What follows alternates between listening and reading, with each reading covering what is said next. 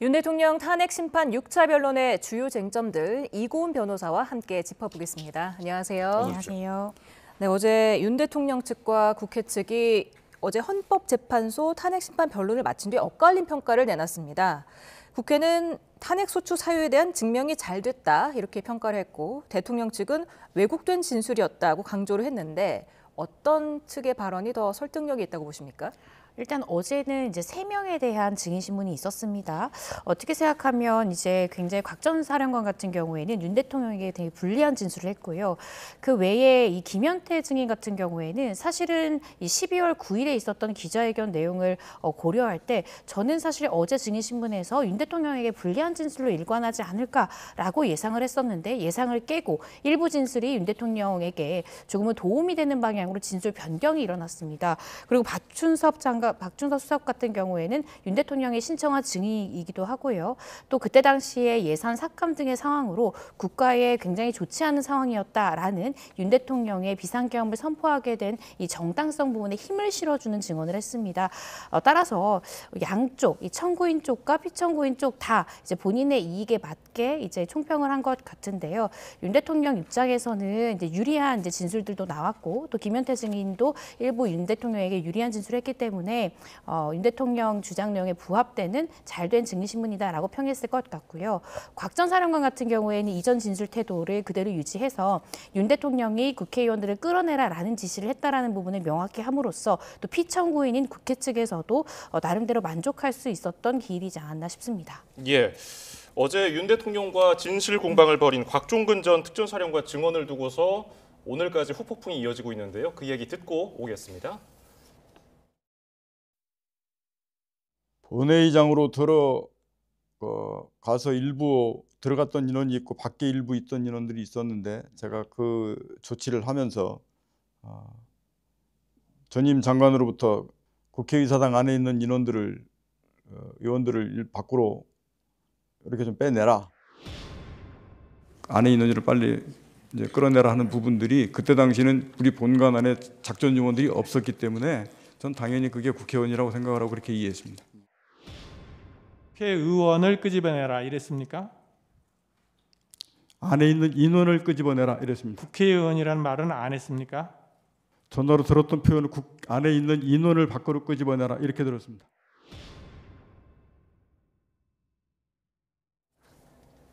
네, 윤 대통령 측은 지금 체포 지시 여부와 관련해서 곽 전 사령관의 진술이 계속 바뀌고 있다고 했고 정영식 재판관도 증인 진술이 자꾸 바뀌는 거 아니냐 이렇게 지적을 했는데 다른 헌법재판관들도 같은 생각일까요?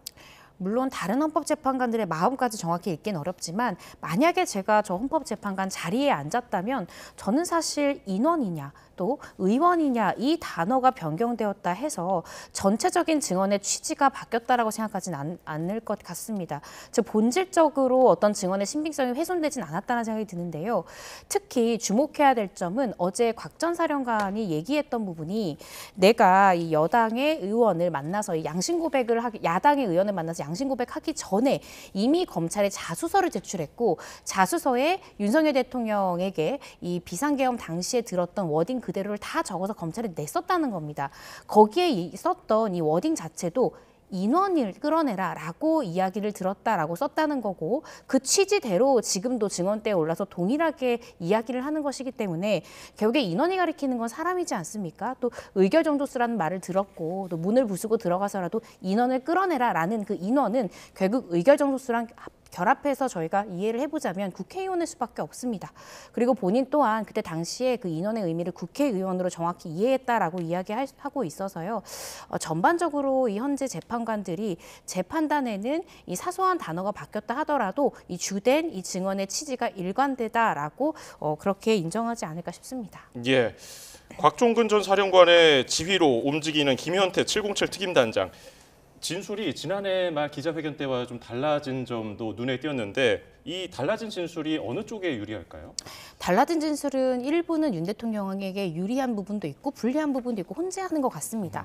그 이유는요. 어제 이 김현태 단장 같은 경우에는 국회의원이라는 단어, 끌어내라는 단어를 들어본 적이 없다라고 얘기했고요. 또 두 번째 주요한 부분이 바로 이 케이블 타이 관련해서 그 용도가 인원을 포박하기 위한 용도였다라고 12월 9일 기자회견 때 이야기하다가 어제는 국회 문을 봉쇄할 의도였다라면서 이 두 가지 부분에 대해서 주요 진술이 변경이 되었고 예. 이 두 가지 진술의 변경점은 윤 대통령에게 유리하게 작용할 것 같습니다.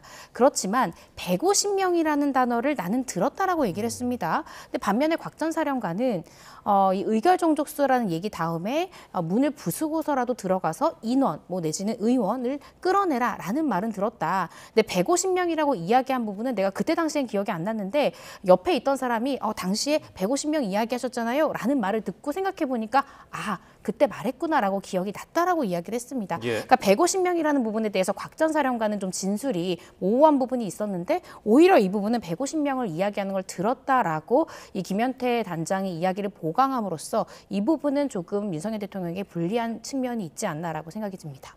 네, 윤 대통령은 또 홍장훈 전 국정원 1차장 그리고 곽종근 전 육군 특수전 사령관에게서 탄핵 공작이 시작됐다고 강조하기도 했는데요. 이것도 한번 다시 들어보고 얘기 나눠보도록 하겠습니다.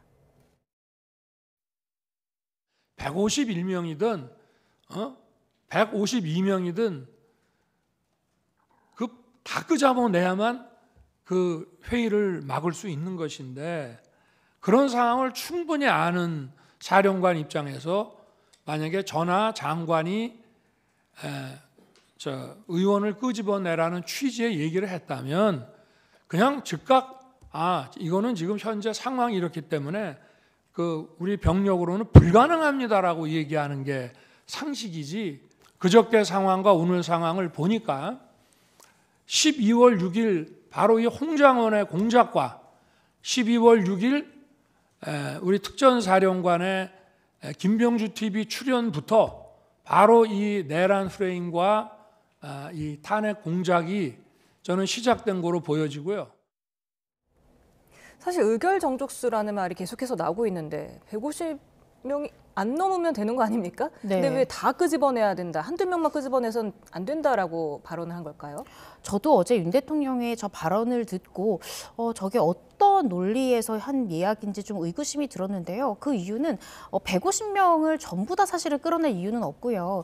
의결 정수수가 채워지지 않도록만 하더라도 만약에 윤 대통령이 그 의결을 막고자 함이 목적이었다면 충분히 소기의 목적을 달성할 수 있을 것으로 보여지는데 윤 대통령은 어쨌든 150명을 들었다라는 말을 좀 깨기 위해서 내가 정말로 어떤 요원들을 안에 침투시켜서 의원들을 끌어낼 의도였으면 못하러 150명만 무너뜨리겠느냐, 다 데리고 오지. 그렇기 때문에 150명이라는 말을 내가 할 이유가 전혀 없었다라는 것을 강조하기 위해서 저렇게 논리 구조를 세워서 이야기를 한 것이 아닌가라는 생각이 들고요.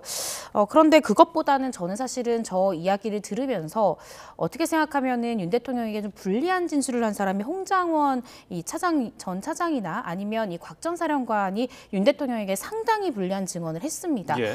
그런데 이 두 사람의 증언 내용에 대해서 윤 대통령은 어떤 정치적 공작이다라고 하면서 이러한 발언을 했는데요. 저는 이 발언을 들으면서 이것은 헌재 재판장인데 이 발언이 헌재 재판관에게 하는 말인지, 즉 탄핵 심판에 이게 직결되는 이 발언인지 아니면 지지층들에게 보내는 메시지인지 조금 헷갈린다라는 생각이 들기도 했고요. 그리고 저렇게 이 정치적인 어떤 공작에 기초한 이런 허위 증언인 것 같다라고 이야기를 하는 것이 과연 이 탄핵 심판의 주요 쟁점과 연결되는 발언일까라는 의구심이 좀 들었습니다.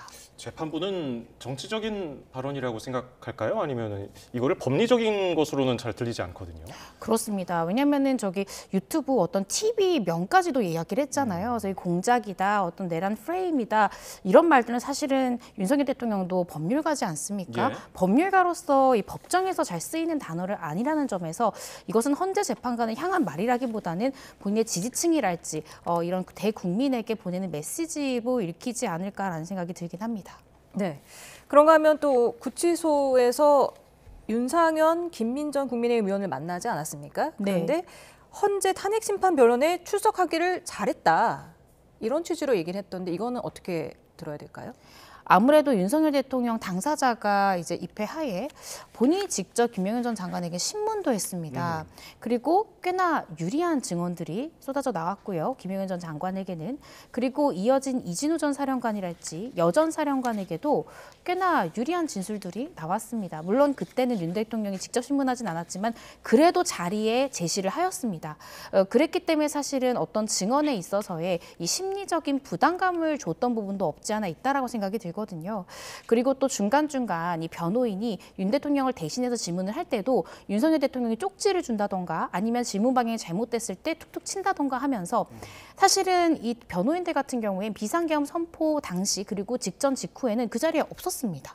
그래서 이 사실관계에 대해서 디테일하게 들어가고자 하면 윤석열 대통령보다 절대 잘 알 수가 없습니다. 그래서 윤석열 대통령이 직접 물을 수는 없다고 하더라도 옆에 변호인이 신문하는 과정 중에 이 사실관계가 자세히 들어가서 증인을 압박해야 되거나 증인한테 사실 확인이 필요한 부분에 대해서 바로바로 즉흥적으로 조언을 줄 수 있기 때문에 이런 점을 종합해서 고려할 때 윤 대통령이 직접 참석하길 잘했다라고 생각하는 것이 아닌가 싶습니다. 예, 어제 대통령 측 변호인단은 박범계 민주당 의원과 곽 전 사령관 그리고 김 단장이 함께 있는 사진을 제출했거든요. 재판부에.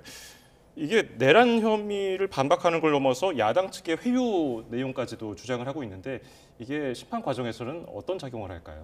그런데 곽 전 사령관이 회유당하지 않았다라고 얘기를 했고요. 심지어는 어제 윤 대통령에게 일부 유리한 측면으로 진술을 변경한 김현태 단장도 회유되지 않았다라고 이야기를 했습니다. 그러니까 곽 전 사령관뿐만 아니라 김현태 증인까지도 회유당한 적이 없다라고 이제 이야기하기도 했고요. 그리고 저 사진은 사실은 이 의원이 직접 밝혔던, 직접 올렸던 사진이기도 합니다. 예.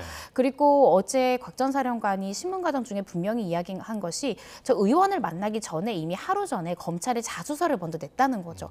만약에 회유를 당해서 어떤 야당의 의원에 의해서 회유를 당해서 진술이 변경됐다라고 한다면 이전에 검찰에서 냈던 자수서의 내용과 상당 부분 진술이 변경되어야 했어야 될 것 같은데 어제 증언하면서도 계속해서 정영식 재판관이 물을 때 제 자수서 내용과 동일합니다. 제 자수서 내용에 따르면 이렇게 하면서 본인의 지금의 증언 내용이 검찰에 이미 제출했던 자수서 내용과 동일하다는 점을 강조했습니다. 예. 따라서 이 의원실과 접촉하기 전부터 이미 검찰에 자수서를 냈기 때문에 사실상 뭐 윤 대통령 측에서는 진술이 회유됐다라고 주장을 할 수는 있지만 헌재 재판관들은 그 자수서도 기록 속에 있을 것이거든요. 그래서 그 기록을 볼 것이기 때문에 회유됐다라는 주장 내용을 있는 그대로 받아들일 것 같지는 않습니다. 네, 윤 대통령의 내란 혐의를 입증할 중요한 증거 중에 하나가 또 국무위원들이 받았다는 쪽지 아니겠습니까? 네. 어제 최장목 대행이 당시 쪽지의 첫 문장만 보고 쪽지 내용은 보지 않았다 이렇게 발언을 했는데 어떻게 들으셨습니까? 저도 발언하는 걸 봤는데요. 그런데 있는 그대로 좀 받아들이기가 상식적으로 어렵지 않나라는 생각이 들었습니다. 왜냐하면 무려 대통령이 주었던 쪽지입니다. 물론 대통령이 참고하라라고 얘기했고 옆에 있던 실무진 누군가가 나에게 줬다라는 것인데 윤석열 대통령 옆에 있는 신무진이 줬다. 그리고 윤석열 대통령이 참고하라 했다고 하면 사실은 윤석열 대통령이 줬다고 볼 수 있죠. 근데 대통령이 준 쪽지. 근데 그 쪽지 읽는데 10초가 걸리지 않습니다. 내용 굉장히 간단하고 해야 될 것을 한 3가지 정도 지정한 문서거든요. 그런데 읽지 않았다라는 것이 납득되지가 좀 않고요. 또 심지어 첫 줄만 읽었다라는 것이 그 짧은 쪽지를 첫 줄만 확인한다라는 것도 조금 상식적으로 납득되지 않아서 이 부분은 어쩌면 이 최상목 권한대행이 이 내란 혐의에 가담을 했다라는 어떠한 증거가 될 수 있기 때문에 쪽지 내용에 대해서 내가 정확히 인지하진 않았다라는 입장을 취하는 것이 아닌가 싶고요. 만약에 쪽지 내용을 보지도 않았다면 이런 불법적인 일은 난 아니다 생각해서 쪽지 내용은 더 이상 읽지 않았다라는 건데 그 내용을 모두 읽어보아야 이것이 불법적인 일인지 아닌지에 대한 판단이 가능한데 첫 줄만 읽고 그것을 판단했다? 이것이 조금 상식적으로 납득되기는 어렵지 않나라는 생각이 듭니다. 앞서서 윤 대통령은 그 헌재에서 난 쪽지를 준 적이 없다고 주장을 했잖아요. 이게 좀 의견이 엇갈리는 부분은 어떻게 헌재에서 판단을 할까요? 윤석열 대통령은 그 쪽지 부분에 대해서 내가 준 적이 없다라고 얘기를 했고요. 작성도 내가 한 것이 아니다라고 얘기를 했고 그리고 심지어 쪽지 내용에 대해서 며칠 지나서 언론을 통해서 알게 됐다라는 것이 윤 대통령의 진술 내용입니다. 예. 그런데 준 사람은 준 적이 없다고 하는데 받은 사람은 받았다라고 이야기하는 굉장히 아이러니한 상황이죠. 그런데 받은 사람이 어떠한 이익을 위해서 받았다라고 증언을 할까를 우리가 좀 생각해 보면 될 것 같습니다. 왜냐하면 지금 최상목 권한대행은 계속해서 쪽지 내용은 내가 모른다라고 얘기하면서 그 쪽지의 존재를 받았고 인지했다는 것이 어떻게 생각하면 최상목 권한대행에게 굉장히 불리한 측면이 있습니다. 예. 그럼에도 불구하고 받았다라는 진술은 계속 일관되게 하기 때문에 헌재 재판관들도 받았다라는 사람이 불리한 어떤 문서를 받았다라고 이야기하는 것은 불리함을 감수하고도 하는 진술이라는 점에서 신빙성이 좀 높다고 보지 않을까라는 것이 제 생각이고요. 반대로 생각해 보면 윤 대통령이 주지 않았다라는 진술은 좀 신빙성이 떨어진다라고 판단할 가능성이 높을 것 같습니다. 네, 지금 헌재가 지정한 변론기일이 8차까지 있지 않습니까? 네. 일단 2번 남은 건데 이번 주에는 화목이 3명씩이었는데 다음 주에는 4명씩 나오죠. 어떤 증인을 가장 주목해서 봐야 될까요? 저는 일단은 7차 기일에서는요. 이상민 전 행안부 장관의 진술이 좀 주목이 됩니다. 그 이유는 그간 국회에서 아무리 소환을 해도 증언을 하지 않았습니다. 그래서 이번에는 과연 입을 열 것인가? 이것이 조금 우리가 관전해 봐야 되는 부분이라고 생각이 들고요. 만약에 증언을 한다라고 하면 과연 윤 대통령에게 유리하게 이야기할 것인가? 왜냐하면 이상민 전 장관 같은 경우에 판사 출신입니다. 본인도 법관으로서 재판을 했던 인물이기 때문에 이 헌재에서 본인이 행한 증언이 본인에 대한 형사사건이나 다른 여러 가지 사건에도 분명히 영향을 미칠 수 있다는 것을 그 누구보다 잘 아는 인물입니다. 따라서 과연 이 7차 변론기일 때 증언을 할 것인지 그 증언의 방향이 누구에게 유리하게 가르칠 것인지 이 부분은 좀 주목해서 봐야 될 것 같고요. 이 8차 기일 같은 경우에 제가 주목하는 증인은 조성현 증인입니다. 예. 조성현 내령 같은 경우에는 국회 측이나 윤석열 대통령 측에서 신청한 증인이 아닙니다. 재판부가 직권으로 채택한 증인인데요. 따라서 증인신문 과정도 먼저 이 직권으로 증인으로 채택한 이 헌재 재판관들이 먼저 질문을 시작합니다. 그리고 나선 국회 그리고 맨 마지막이 이 윤석열 대통령 측에서 묻는 이 구조로 가게 됩니다. 그런데 그간은 이 당사자들의 신청 증인에 대해서만 채택 여부를 결정했던 헌재가 조성현 증인이 필요하다라고 생각해서 직권으로 선택했다는 것은 평일을 거쳐서 만장일치로 이제 조성현 증인을 불러볼 필요가 있다는 것이거든요. 근데 조성현 증인 같은 경우에는 이진우 전 사령관으로부터 지시를 하달받은 자고요. 또 국회의원을 끌어낼 통로를 또 마련했다라는 또 의혹을 받는 인물이기도 합니다. 그렇다라고 한다면 이진우 전 사령관이 증언을 일부 거부하고 일부는 선택적으로 답변했지만 그 진술의 신빙성을 가를 수 있는 핵심 증인이라고 보여서요. 이 조성현 증인이 어떻게 진술할지 또 8차 기일 때 주목해서 봐야 될 것 같습니다. 예. 자, 변론기일이 추가가 될까? 추가가 된다면 한 몇 차례가 더 필요할까? 어떻게 전망하세요? 저는 변론 기일이 추가될 것으로 보여집니다. 사실 이 기일마다 사실 우리 국민분들도 굉장히 또 피로하기도 하고 쟁점들이 계속 새롭게 나오기도 하고요. 또 유리하게 이야기할 것 같다라고 생각한 사람들이 또 다르게 또 선택지를 하면서 여러 가지 쟁점들이 나오고 있는데요. 그런데 재판부에서 지금 이 증언을 일부 혹은 뭐 전부 일부 거부한 이 증인들의 증언 내용을 들어보고 불충분하다라고 생각을 하면 그 증인으로부터 지시를 하달받은 자를 직권으로 부르고 있습니다. 그렇다라고 한다면 여태까지 증언을 했던 사람들 중에 그 증언 내용만으로는 불충분하다라고 생각되는 인물에 대해서는 이 지시를 하달받은 자가 누군지는 이미 형사사건 기록을 헌재 재판관들이 봤기 때문에 알고 있습니다. 예. 그래서 추가적으로 확인해보고 싶은 증인을 이 직권으로 채택해서 증인을 소환할 가능성이 있고요. 또 한 번 정도는 이 법리적인 쟁점을 양 당사자에게 정리시키는 길도 필요하지 않을까라는 생각이 듭니다. 그래서 제가 생각할 때 최소한 2번 정도 추가적으로 기일을 잡을 가능성이 높지 않을까 조심스럽게 추측을 해봅니다. 네, 그런데 다음 주 화요일에 증언을 하게 될 2명의 증인이죠. 신원식 국가안보실장 그리고 이상민 전 행안부 장관은 국회랑 윤 대통령 측 양쪽에서 다 증인을 신청을 했단 말이죠. 이유가 뭘까요? 일단은 이 신원식 국가안보실장 같은 경우에는요, 이 작년 9월까지 국방부 장관이 김용현 전 장관 직전까지 국방부 장관을 지낸 인물이기도 하고요. 이 개헌 부분에 대해서 사전 모의를 했나라는 의혹을 또 받는 인물이기도 합니다. 따라서 윤석열 대통령에게 뭐 가까운 인물이라서 윤석열 대통령 측에서는 또 유리한 진술을 할 것이다라고 예상해서 증인으로 신청했을 가능성이 있고요. 국회 입장에서는 윤석열 대통령 측이 피청구인 측에서 사전부터 이 계엄을 모의하고 이제 논의를 했다라는 점을 확실히 또 입증시켜 줄 수 있는 증인이기도 하거든요. 예. 왜냐하면 윤석열 대통령은 계속해서 경고성 계엄이었고 일시적인 계엄 현상이 존속된 다음에는 빠르게 해제시킬 생각이었다라고 주장하기 때문에 그러한 주장 내용과 사전에 상당히 오랜 기간 모의해왔다는 것은 함께 성립할 수 없는 전제입니다. 따라서 이런 부분을 확인하기 위해서 양측에서 이 신원식 안보실장, 국가안보실장을 이 증인으로 소환한 것이 아닌가 싶습니다. 예, 오늘 말씀 여기서 줄이겠습니다. 이고은 변호사였습니다. 고맙습니다. 감사합니다.